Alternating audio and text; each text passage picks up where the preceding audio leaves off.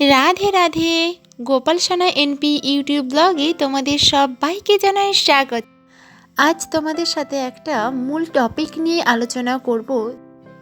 টপিকটা হলো পিরিয়ডস বা মাসিক, যেই নিয়মের মধ্যে দিয়ে আমাদের প্রতিটা নারীকেই যেতে হয় এবং মাসের এই কয়েকটা দিন আমরা মেয়েরা ভীষণই প্রবলেমে পড়ে যাই যে আমাদের বাড়িতে যে ছোট্ট ছোট্ট গোপাল সোনারা আছে, আমরা তার সেবা পুজো কীভাবে করব, কি করব, আদৌ কি আমরা এই কয়েকটা দিন গোপাল সোনার সেবা পুজো করতে পারি?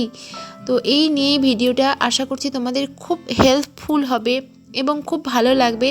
অবশ্যই ভিডিওটা প্রথম থেকে লাস্ট পর্যন্ত স্কিপ না করে দেখতে থাকো, খুব ভালো লাগবে। তো চলো ভিডিওটা বানানো যাক।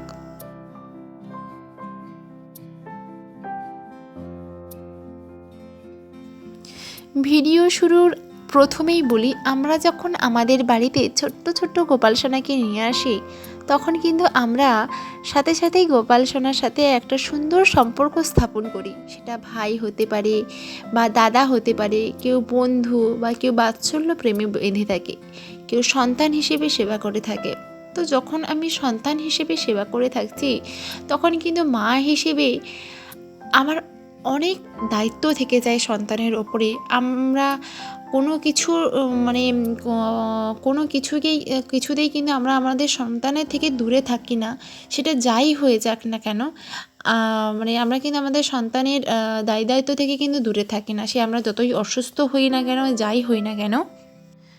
ঠিক তেমনই আমাদের বাড়িতে যদি গোপাল সোনা থাকে, কোনোভাবেই কিন্তু আমাদের গোপাল সোনার সেবা থেকে বঞ্চিত থাকা উচিত নয় বা গোপাল সোনার সেবা বঞ্চিত করা উচিত নয়। অবশ্যই তাকে ভোগ লাগাতে হবে। তার যে সমস্ত নিয়মগুলো চলছিল, সমস্ত নিয়ম কিন্তু একটা দিনের জন্যও কিন্তু বন্ধ হবে না। সেটা আমি করতে পারি। যদি আমার বাড়িতে যদি অনেকে থাকে, আমার হয়তো পিরিয়ডস হয়েছে বা আমার বাড়িতে অনেকে আছে, তো ওনারা আমার পরিবর্তে ওনারা করতে পারে। তো দেখো, যেখানে এবারে হতে পারে যে অনেকে আছে যে যার বাড়িতে কেউ নেই, তো সে কিভাবে করবে?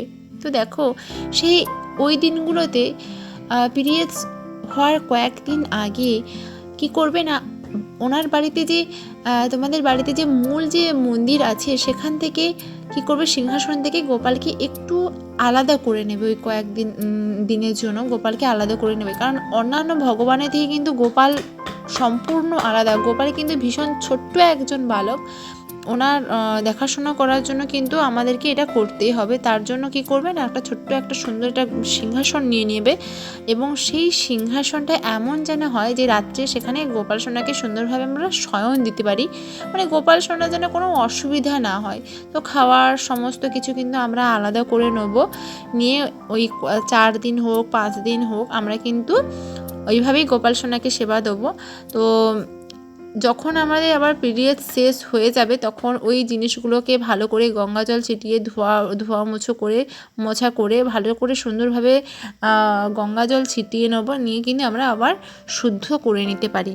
তাছাড়া হয়তো এমনও হতে পারে যে আমরা যদি চাই যে না, আমার কোনো পাশাপাশি হয়তো আমার কোনো খুব কেউ আছে যে তাদের বাড়িতেও অনেক গোপাল আছে বা তাদের বাড়িতেও খুব সুন্দরভাবে বিগ্রহ সেবা হয়, আমি ওনার হাতে দিয়ে একদম মন থেকে স্যাটিসফাইড যে না, আমার গোপাল সোনা ওখানে ভালো থাকবে, আমার গোপাল সোনাকে সুন্দরভাবে উনি পরিচর্যা করবে। তো সেইভাবেও কিন্তু আমরা দিতে পারি, অবশ্যই দিতে পারি।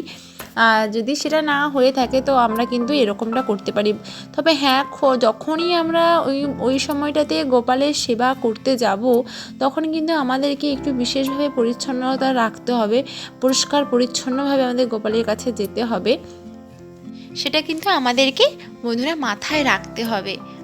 তাছাড়াও অনেকে মানসিক সেবাও দিয়ে থাকে। তো দেখো, আমার ব্যক্তিগত মতে মানসিক সেবাটা, আমাদের মন ভীষণ চঞ্চল, আমরা কিন্তু সেভাবে মানসিক সেবা দিতে পারি না।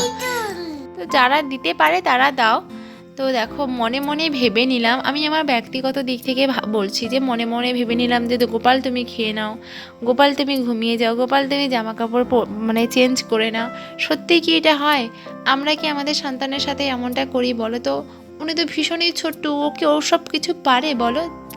তো তার জন্যই আমি বলবো যে তোমরা অবশ্যই করো। আর ভগবানের কাছে একটুখানি না হয় গোপালের কাছে কি বলবো, তোমার মনের যে কথা আছে সেগুলো বলো, যে কি করব, আমার পক্ষে তো এ ছাড়া আমার কাছে আর কোনো উপায় নেই। তাই এই সমস্ত এই দিনগুলোতেও আমাকে এইভাবেই সেবা দিতে হচ্ছে, তুমি আমার ওপর রাগ করো না। তো এইভাবে তুমি তোমার মনের কথাও কিন্তু বলতে পারো।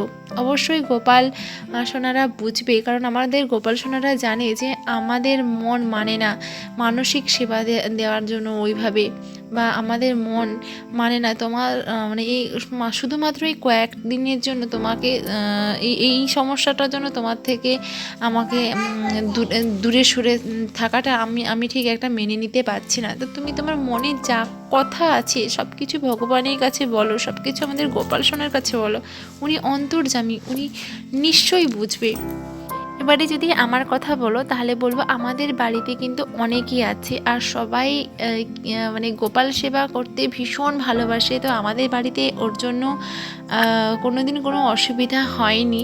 তবে কোনো দিন যদি এমনটা সমস্যায় পড়ি তাহলে অবশ্যই আমিও আমার গোপাল সোনার থেকে দূরে থাকবো না, আমি থাকতে পারবো না, আমার মন মানবে না, আমার মন চাইবে না যে গোপাল সোনার কাছে যাব না, ভীষণ মন খারাপ হয়ে যাবে। তো তোমরাও মন খারাপ করো না বন্ধুরা, তোমরাও যাও এবং গোপাল সোনার সেবা পুজো করো।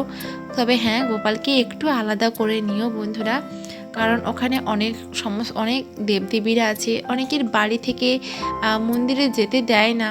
তো ওনাদের কথাও একটুখানি শোনার চেষ্টা করো, ওনাদেরকেও বুঝিয়ে আবার তুমি যদি পারো বলো যে দেখো গোপালকে ঠিক আছে মন্দিরে যাব না, কিন্তু গোপাল সোনাকে আলাদা করে আমি এভাবে সেবা দিতে পারি, তো এইভাবেই বুঝিয়ে বলো। আর হ্যাঁ বন্ধুরা, আমার ভিডিওটা যদি তোমাদের সত্যি ভালো লেগে থাকে তাহলে অবশ্যই লাইক, কমেন্ট ও শেয়ার করে দিও। আর হ্যাঁ, সাবস্ক্রাইব করতে কিন্তু একদম ভুলবে না।